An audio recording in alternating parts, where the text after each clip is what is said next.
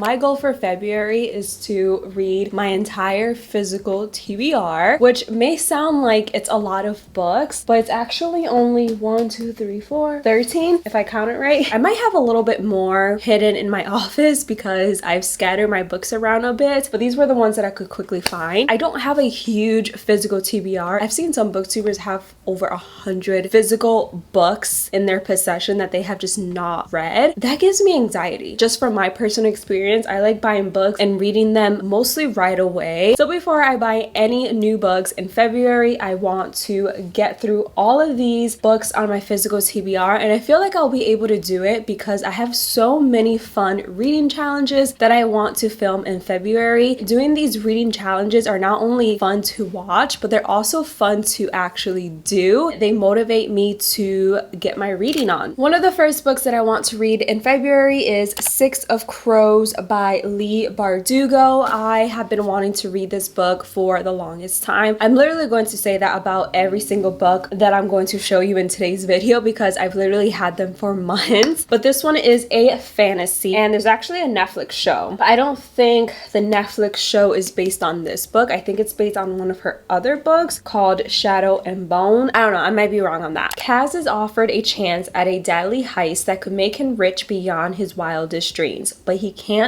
pull it off alone. His crew are the only ones who might stand between the world and destruction if they don't kill each other first. One of my reading goals for 2023 was to get into more fantasy, and I definitely want to do that in February. Like, I have a couple fantasy books in this pile, maybe like 2, but still, that I just want to read because fantasy is definitely a genre that interests me, especially after I read the A Court of Thorns and Roses series last year. I absolutely fell in love with the fantasy genre. I'm not gonna lie, at first I kind of judged fantasy and I never thought that I would actually enjoy it, but I'm a new fantasy fan. The next book that I want to read is Red, White, and Royal Blue by Casey McQuiston. If you haven't watching my TBR videos for a hot minute, you probably recognize this book because it's made an appearance multiple times and I just have failed to read it, but I am reading it this month. I am determined. When his mother became president of the United States, Alex was promptly cast as the American equivalent of a young royal. Handsome, charismatic, genius, his image is pure millennial marketing gold for the White House. There's only one problem. Alex has a beef with an actual Prince Henry across the pond. And when the tabloids get hold of a photo involving an Alex-Henry altercation, US/British relations take a turn for the worse. Heads of family and state and other handlers devise a plan for damage control. Stage a truce between the two rivals. What at first begins as a fake, Instagrammable friendship grows deeper and more dangerous than either Alex or Henry could have imagined. Soon Alex finds himself hurtling into a secret romance with a surprisingly unstuffy Henry that could derail the presidential campaign and upend 2 nations. From the synopsis, I'm getting fake dating, enemies to lovers, and I'm here for it. I also really like that this one has LGBTQ plus representation. It's about 2 male main characters instead of the typical male and female characters that are present in most romance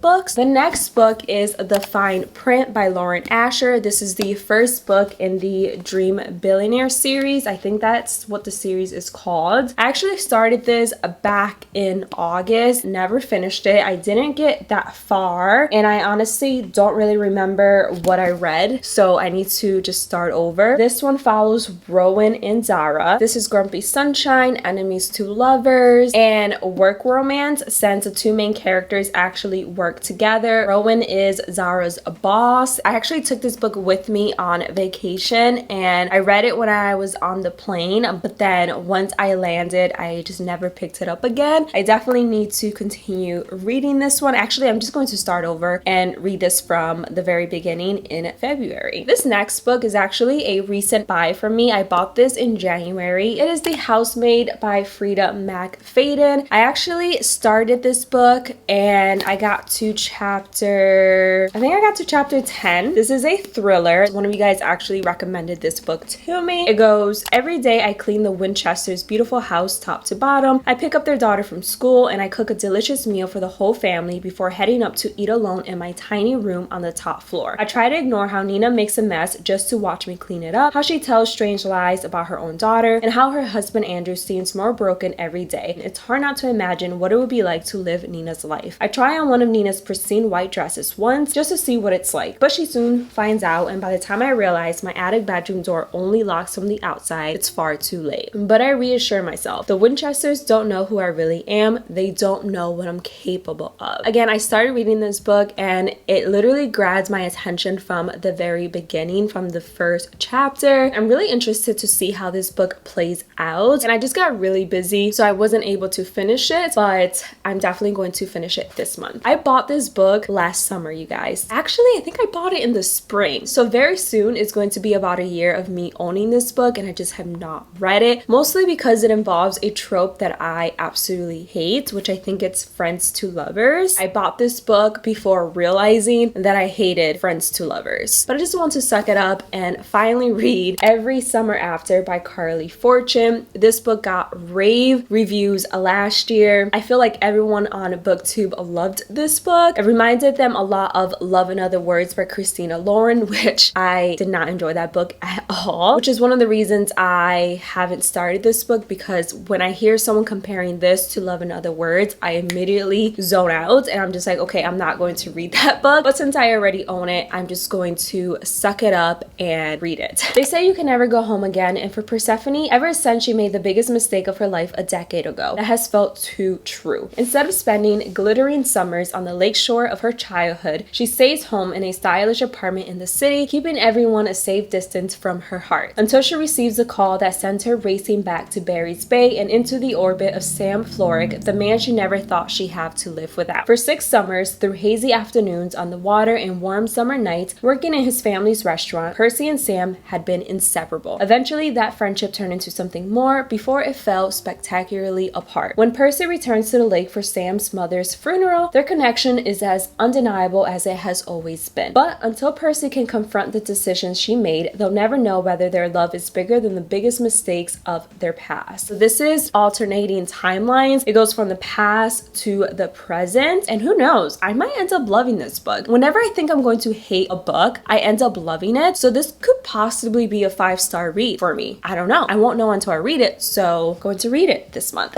The next fantasy book that I want to read this month is Throne of Glass by Sarah J. Maas. As you guys know, I loved the A Court of Thorns and Roses series, also by Sarah J. Maas. I just love her writing. I think that I'm just a little overwhelmed with the amount of books in this series, which has kind of stopped me from starting the first book. It goes, in a world without magic, an assassin is summoned to the castle. She comes not to kill the vicious king who rules from his throne of glass, but to win her freedom. If she defeats 23 killers, thieves, and warriors in a competition, she will be released from prison to serve as the king's champion. Her name is Kalina. Selena? The crown prince will provoke her, the captain of the guard will protect her, and a princess from a faraway land will befriend her. But something evil dwells in the castle and is there to kill. When her competitors start dying one by one, her fight for freedom becomes a fight for survival and a desperate quest to root out the evil before it destroys her world. A must-read for lovers of epic fantasy and fairy tales. Let me know if you guys want a reading vlog of me reading the Throne of Glass series. I mean, there's so many books that reading vlog might be a little bit too long, but let me know if you guys want to see something like that. That would definitely motivate me to start that book. Another book I want to read in February is Daughter of the Siren Queen by Trisha Levenseller. I don't know why it's taking me so long to read this book, because it reminds me so much of the Pirates of the Caribbean, and this is actually the second book in the Daughter of the Pirate King series, and I absolutely loved that book. And this follows the same character from Daughter of the Pirate King. It basically follows her and her pirate crew on a new adventure. I think I actually started this book and again just never finished it. I never realized how many books I've DNF'd in 2022. Then we have Love and Gelato by Jenna Evans Welch. I think this is more of a summary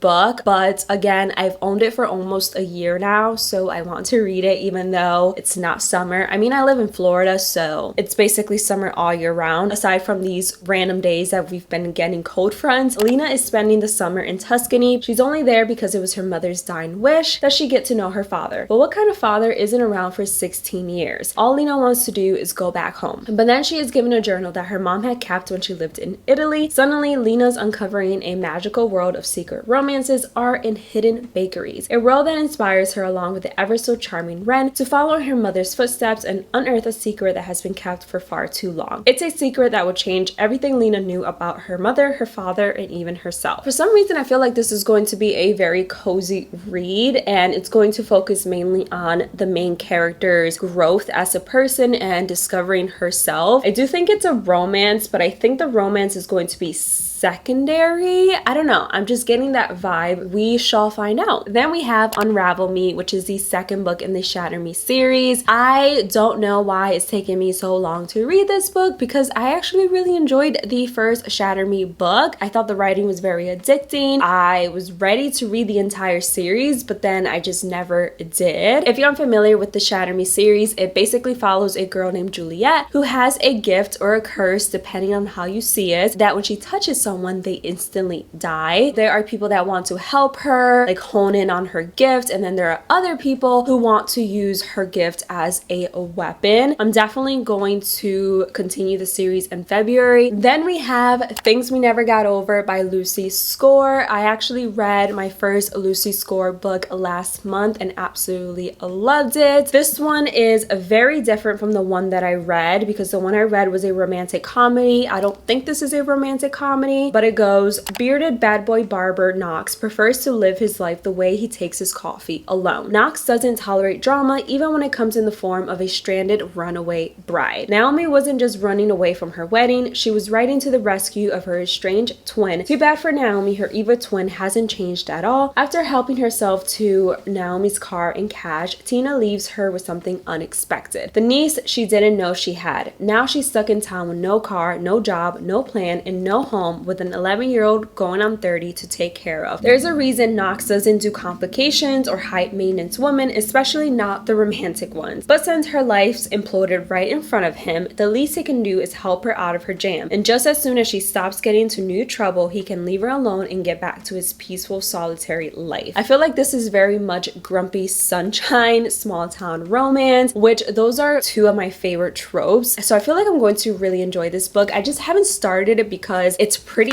thick, but since I finally read a Lucy Score book last month and absolutely loved it, I am more motivated to read this book than I was a few months ago. Then we have Too Late by Colleen Hoover. This was actually on my January TBR and I just never got around to reading it. This one is more of a darker romance book compared to a lot of Colleen Hoover's other books. Sloane will go through hell and back for those she loves, and she does every single day. After finding herself stuck in a relationship with a dangerous and morally corrupt Asa Jackson, Sloane will do whatever it takes to get by until she's able to find a way out. Nothing will get in her way, nothing except Carter. Sloane is the best thing to ever happen to Asa, and if you ask him, he say he's the best thing to ever happen to Sloane. Despite Sloane's disapproval of his sinister lifestyle, he does exactly what he needs to do in order to stay a step ahead in his business. He also does exactly what he needs to do in order to stay a step ahead of Sloane. Nothing will get in his way, nothing except Carter. This is giving very much toxic relationship. I don't know if Carter is going to be part of a love triangle or if he's related to Sloane in some other way. I haven't really seen a lot of people talk about this one, so I don't know how to feel about it. I just know it's going to be a little bit more dark compared to her other books. And then in this pile, I have a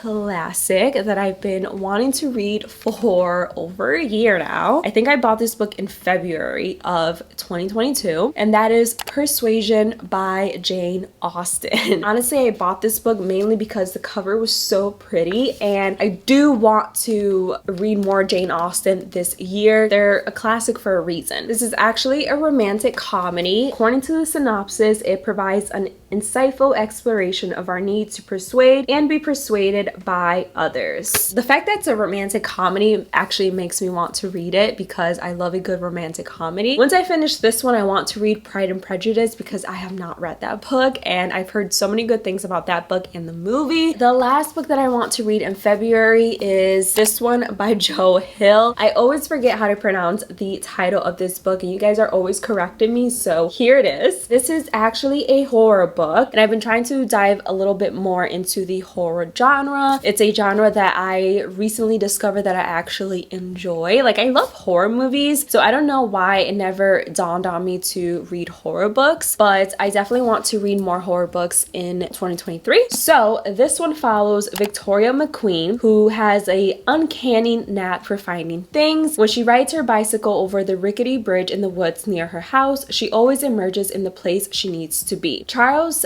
Talent Manx has a gift of his own. He likes to take children for rides in his 1938 Rolls Royce with the vanity plate NOS 482. He and his innocent gas can slip out of the everyday world to an astonishing playground of amusements he calls Christmasland. Mile by mile, the journey across the highway of Charlie's twisted imagination transforms his precious passengers, leaving them as terrifying and unstoppable as their benefactor. And then comes a day when Vic goes looking for trouble and finds her way inevitably to Charlie. Now the only kid ever to escape Charlie's twisted imagination is all grown up and desperate to forget, but Charlie Manx hasn't stopped thinking about Vic McQueen. On the road again, he won't slow down until he's taken his revenge. I actually didn't know that Joe Hill was Stephen King's son until a bunch of you guys commented on the first video that I mentioned this book and told me, which I think is super cool. And I'm not gonna lie, I'm curious to check out Stephen King's son's writing because obviously Stephen King is a legend. All right, you guys, those are all the books that I want to read in February. Those are also all the books in my physical TBR. I'm definitely going to get through all these books. You guys just wait for my February reading wrap up and you'll see that I have stuck true to my word, hopefully. Otherwise, I'm going to come across as a liar and I don't want to do that. So this video in itself is going to serve as motivation for me to read all of these books and to not buy any new books. I am putting myself on a book buying ban because I just have no need to buy books when I have all of these books to get through. Let me know in the comments below what books you're planning to read in February. I would love to know. And that is pretty much it for today's video. Really hope you guys enjoyed watching. If you did, don't forget to give this video a big thumbs up. Don't forget to subscribe. I would love to have you a part of my channel. And I'll see you guys in the next one. Bye guys.